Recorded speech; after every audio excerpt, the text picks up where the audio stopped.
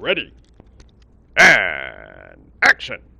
A, B, A, B, C, A, B, C, D, E, F, G, A, B, C, D, E, F, G, H, I, like English. Hey, it's your crazy Professor Victor singing eagle back here at Sisseton, Wahpeton College for today. Supposed to be Tuesday, February 11th, 2005, and I'm having technical difficulties with this microphone and the remote wireless aspect of it, but we're going to give this a try. I hope it works. Right. So again, here we are at Native American Literature. This is lecture number 6 here at Sisseton Wahpeton College. Let's go through some quick announcements. No, I want to see if I got everybody all together here. Sharon Abeta, Bei Xueling. She just gave me her student info sheet. Right on. Shayna Cook, Shishan Mei, Doreen Dubois, Du Reibo, Christina German, De Li Ling, Gabrielle Nealon, Nie Jiahui, and Katie Robbins. Ran Kai Ting. And there is another person, I keep forgetting how to pronounce her name. Let's look and make sure she's still up on the class list. Let's go over here. Pull this up. Where is the course? This course participants, attendances. And we're going to go to, no, we want to see participants. There we go. We have Wahpeton Gill. And I got to learn how to pronounce that name. And if you can, please email me, Wahpeton, and send me a copy of the student info sheet. Okay. Now let's get back to our today's lesson plan and see what we got on our, email announcements. So there's not a whole lot going on in the email except for reminding students to come to the basketball games. Also to keep going upstairs and bug Aaron Keeble about grants and scholarships. It's always free money. That's always good. Now, Item 2B says I'm going to be gone next week because I'm supposed to go back to California to do some damage control with my own little tribe band, the Runaway Band of Potawatomi. Long story. But while I'm there, I'm going to hopefully do some interviews with some native writers. There's a couple of friends of mine who are writers. They live in Sacramento. And I think there's another one on somewhere near Seattle. I wish I can get Sherman Alexi to stop hiding, but we won't go there. We don't have enough time. E-learning stuff, keep checking. Next time, that's tomorrow, I'm going to have Pop Quiz A coming out. So be ready for that pop quiz. 316 days till Christmas. Right on. Now, let's see. Today I'm also supposed to keep my promise and tell you the story of Octopus Lady and Crow. I wonder if I can actually get this to pop up. I stole this story, of course, from the great master storyteller himself, Johnny Moses. Let's see if I can pull up a picture of him.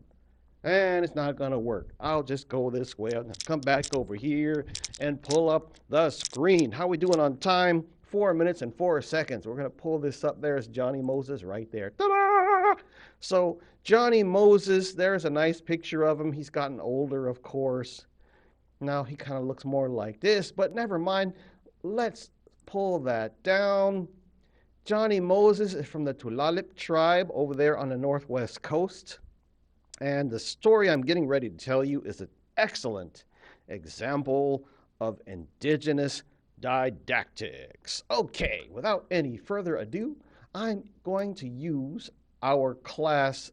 I've been harassing AI relentlessly to draw pictures for me for this story because I love pictures. And after all, I used to teach little kids. And I gotta tell you the story of Ska. That's what they call him in the Spokane language. And when I used to live up there, I learned some Spokane. However, I haven't spoken it in so long, so a lot of my pronunciation has gone out the window. But anyway, let's go ahead and tell the story. Long, long, long time ago, when all the animals, human beings, could communicate and everybody lived in harmony with one another. All was going well, all got along, except for Skaka! Crow.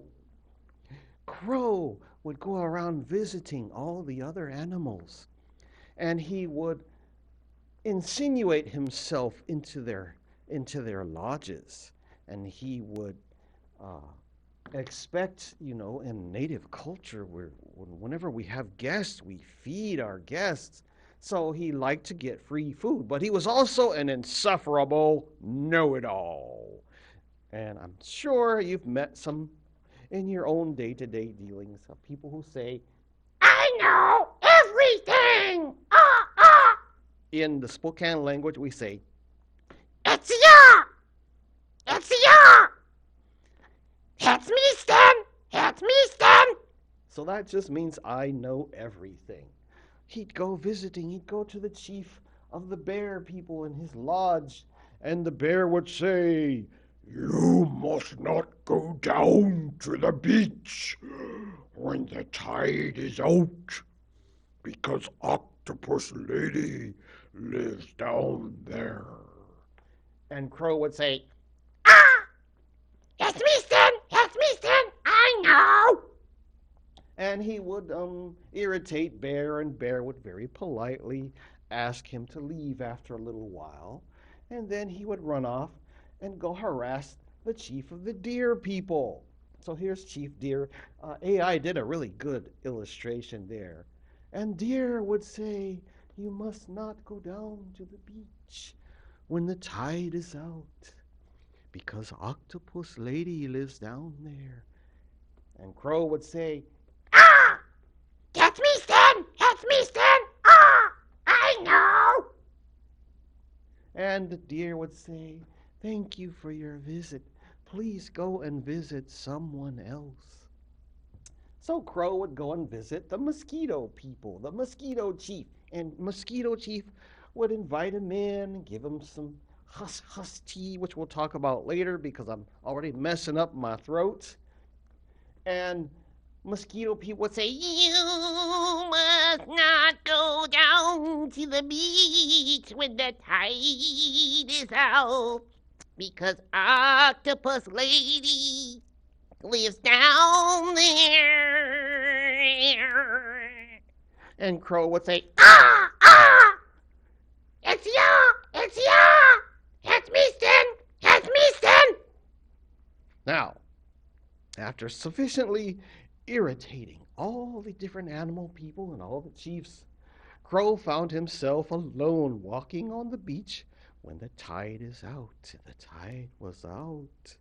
And Crow was walking along doing his little crow hop, and there's tide pools, and what should he see in one of the pools? A big head rising up and popping out of the pool, and it turned and it greeted him, and this is what the head said.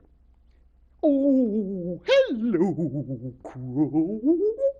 It is nice to see you today. I have been dying to meet you. And Crow said, ah, ah, that's me, Stan, that's me, Stan. And Octopus Lady and Crow looked at each other, and Octopus Lady threw an arm around him, and she said, you are very smart, Crow. Ah, what's it now? It's me, Stan, it's me, Stan. I know. And she threw another arm around him, and she said, you're very handsome, Crow. Ah, ah, it's me, Stan, it's me, Stan. And she threw another arm around him. And they continued to talk, and suddenly as they talked, Slowly, slowly, the water began to rise, began to rise. The tide was coming back in, and Octopus Lady is here's a nice AI drawing, and she's beckoning him, "Come a little closer, Crow. I want to get a look at you." And she threw another arm around him and she drew him closer.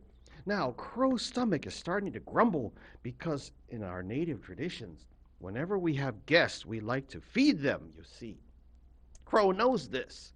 He likes to run around and getting free food, as I said before. And as they're chatting, he says to Octopus Lady, "I'm getting hungry! Ah! Eaten! Eaten!" Eaten means food, or I want to eat. Eaten. And Octopus Lady says, "We're going to eat pretty soon, Crow."